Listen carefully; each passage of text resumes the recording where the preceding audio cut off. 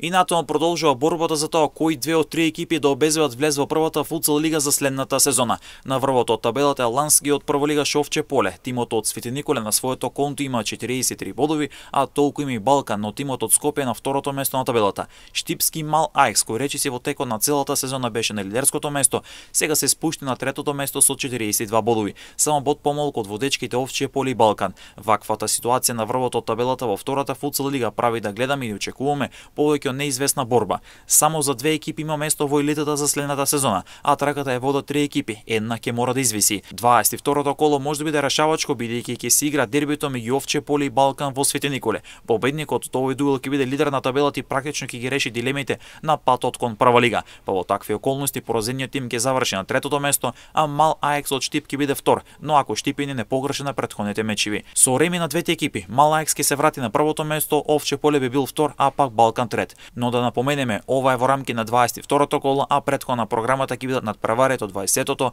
и 21-то коло, а потоа доаѓа дербито во Свети Николе. Многу математики и комбинации, повеќе од јасно дека сите три екипи сакаат влез во првата футсал лига за следната сезона, а тоа нуди неизвестност можеби до последното коло, но сигурно дека дербито во Свети Николе ќе рече многу дилеми и ќе даде јасна слика.